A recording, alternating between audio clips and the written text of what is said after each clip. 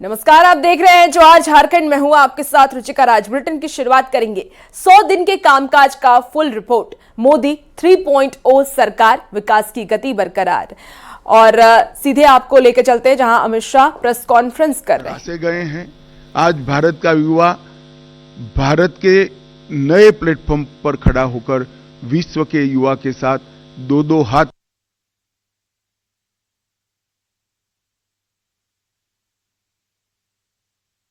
जिसके देश के अंदर अनाज के भंडार भी भरे रहेंगे। आत्मनिर्भर होकर हम एक्सपोर्ट की स्थिति में आएंगे और किसान की माली हालत भी सुधरेगी। अमृतकाल का जब वर्ष आया, मैं इसका साक्षी हूं।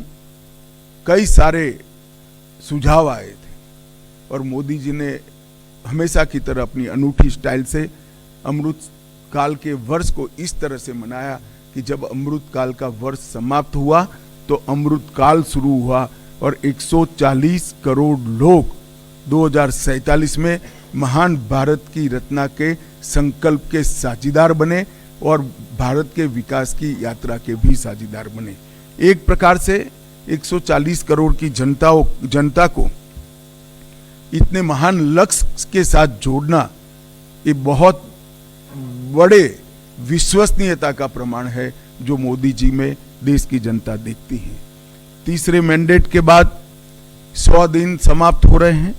100 दिन में लगभग 15 लाख करोड़ रुपए की परियोजनाओं को चालू किया गया है। 100 दिन को मैंने 14 स्तंभों में बांटा है। मैं एक एक कर सबके लिए कुछ न कुछ कहना चाहूंगा।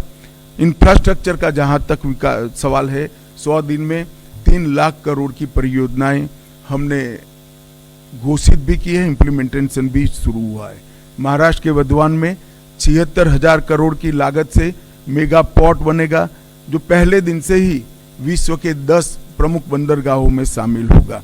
49,000 करोड़ की 25,000 अनकनेक्टेड गांवों को जोड़ने की योजना, ये योजना 100 की आबादी वाले गांवों को भी जोड़ेगी। तो एक प्रकार से मजले, टोले और आदिवासी क्षेत्रों की छोटी वसाहतों को भी अब रोड से 12मासी कनेक्टिविटी दी जाएगी। 50,600 करोड़ की लागत से भारत के बड़े रोडों को भी बढ़ाने का निर्णय नरेंद्र मोदी सरकार ने किया है। वाराणसी में लाल बहादुर शास्त्री इंटरनेशनल एयरपोर्ट, पश्चिम बंगाल में बागडोगरा, बिहार में बिहटा में उन्नयन और अगत्ती और मिनीकोय में नवी हवाई पट्टी बनाकर पर्यटन को बढ़ावा देने के लिए आगे बढ़े हैं।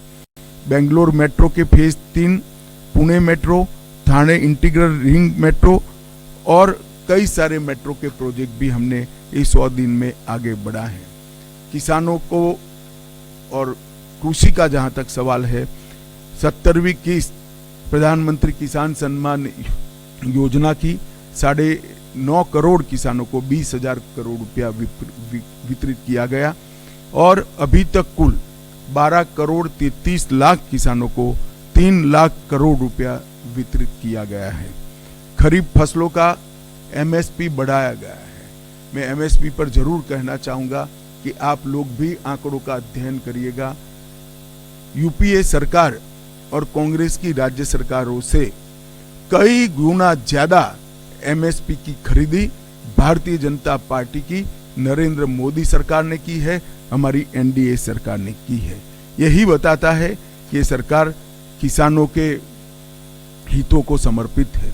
मक्के से इथेनॉल के उत्पादन के लिए सहकारी चीनी मिलों के इथेनॉल उत्पादक इकाइयों का मल्टीफीड इथेनॉल इकाइयों में रूपांतरण किया गया है। अब वो न केवल गन्ने के रस से, मक्के से भी इथेनॉल उत्पादन कर पाएंगे।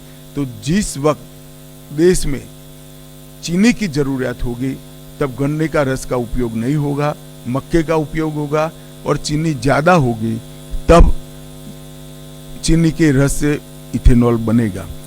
हमने प्याज और बासमती चावल की न्यूनतम निर्यात मूल्य एमईपी को हटा दिया गया है। प्याज पर निर्यात शुल्क 40% से 20% करा है और नदियों में उफान, डूबे खेत खलिहान,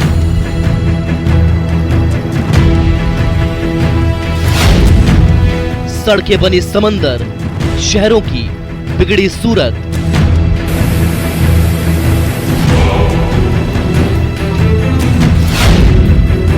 आशियाने बने तालाब, दुकान धंधे बर्बाद।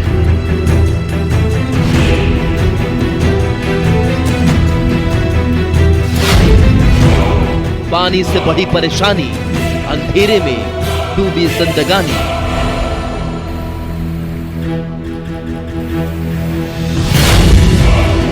ओवरफ्लो डैम से बढ़ा बाढ़ का खतरा।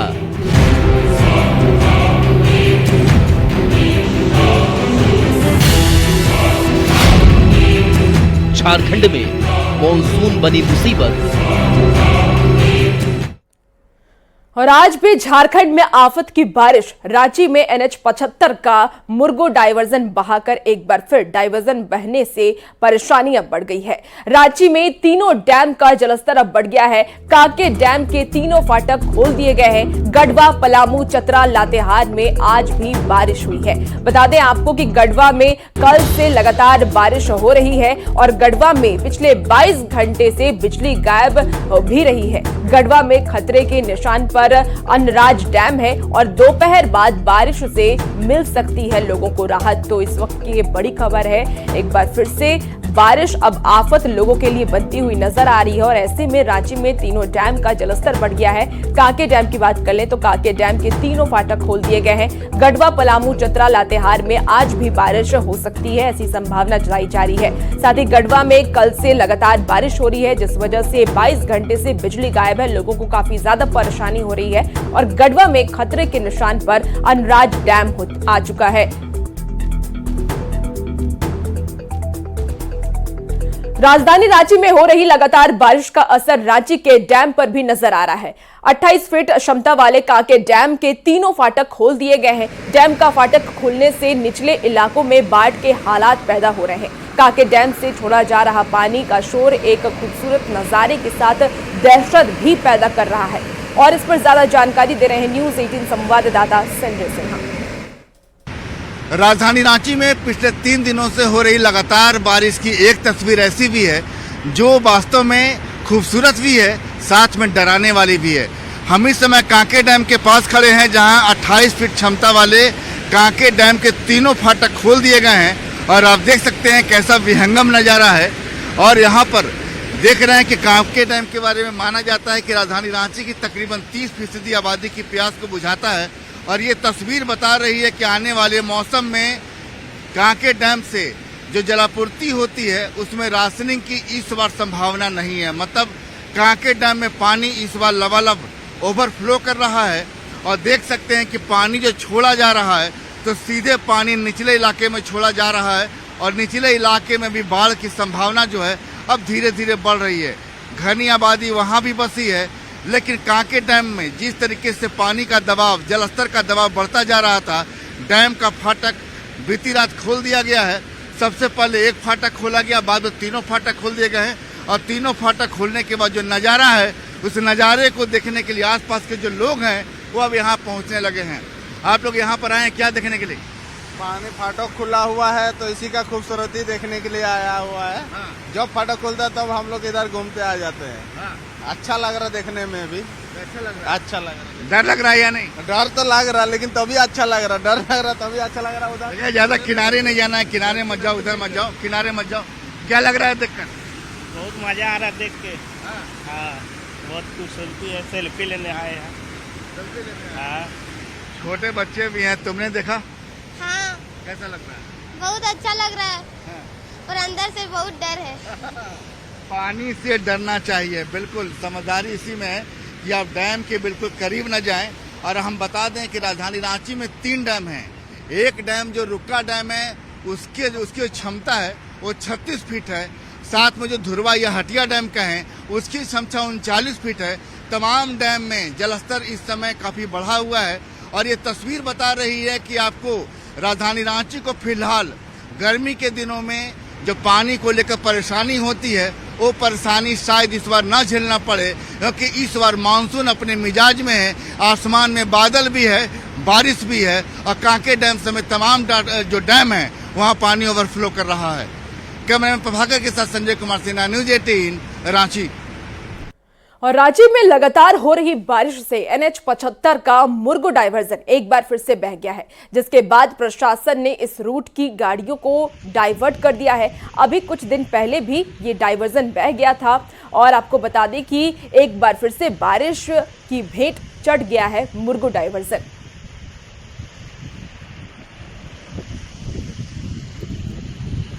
जमशेदपुर की अगर हम बात कर लें तो झारखंड में आसमान से सितम की बारिश जारी है और इस बीच जमशेदपुर के आजाद नगर से हैरान करने वाली घटना सामने आई है। एक युवक बाइक से पुल पार कर रहा था, लेकिन तेज बहाव में वो खुद को संभाल नहीं पाया और ना ही वो बाइक को संभाल पाया और देखते ही देखते बाइक के साथ वो खुद नदी में जा गिरा और पानी में बहने लगा। लेकिन अच्छी बात ये रही कि वहां पर कुछ लोग मौजूद थे जिन्होंने आनन फानन में युवक को बचा लिया, लेकिन उसकी बाइक बह गई।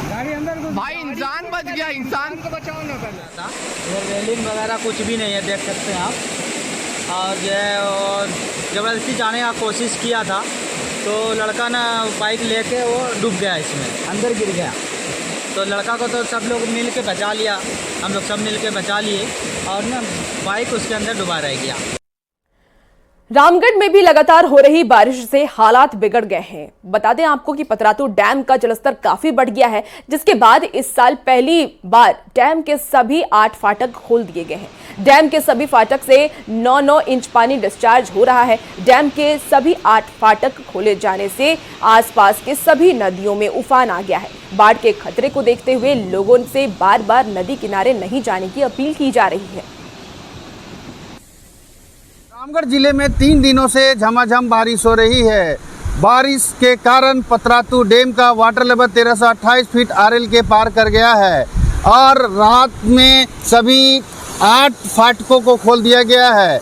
बताया गया कि सभी 8 फाटकों से 9-9 इंच पानी डिस्चार्ज किया जा रहा है और कुल 6976 क्यूसेक पानी पतरातू डैम के सभी 8 फाटकों से छोड़ा जा रहा है।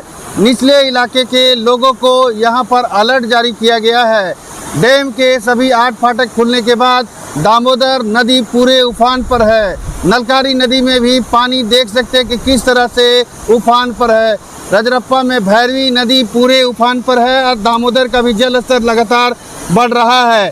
भैरवी नदी में छिलका पुल 2 दिन पूर्व भी डूब गया था। साथ ही मंदिर के आसपास के सटे भैरवी नदी के किनारे के कई अस्थायी दुकानें भी पानी में बह गए हैं और डूब गए हैं। अभी की बात करें तो मंदिर के VIP गेट के ठीक पास में भैरवी का पानी पहुंच गया है। हालांकि फिलहाल अभी खतरे की बात नहीं दिख रही है।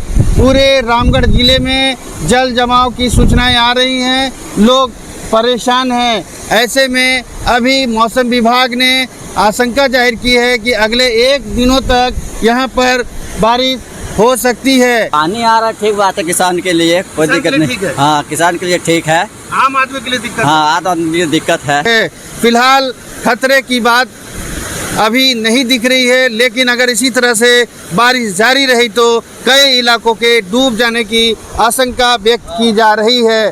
फिलहाल पतरातू डैम के वाटर लेवल पर भी विशेष निगाह रखी जा रही है। यहाँ कई लोग गेट खुलने के बाद देखने के लिए पहुंच रहे हैं। ऐसे में पतरातू PTPSS परिसंपत्ति ने लोगों से सावधान रहने की अपील की है। जावेद खान, न्यूज 18 रामगढ़। बात गढ़वा की करें तो गढ़वा में भी 72 घंटे से हो रही बारिश से जनजीवन अस्त व्यस्त कर दिया है। रुक रुक कर हो रही मूसलाधार बारिश से नदियां, तालाब, डैम भर गए हैं। पिछले 24 घंटे से जिले में बिजली नहीं है। सरस्वती नदी और दानरो नदी फिर से उफान पर है। नदी किनारे बरस करने वाले घरों में बाढ़ का पानी अब घुसना शुरू हो गया है। बता दें आपको कि शहर के नगवा, सोनपुरा, नवादा, बिशुनपुर के सैकड़ों घरों में पानी घुसना शुरू हो गया है। सड़क और पुलिया पानी के तेज बहाव में बह गए हैं, जिससे ग्रामीणों में भारी नाराजगी देखी जा रही है।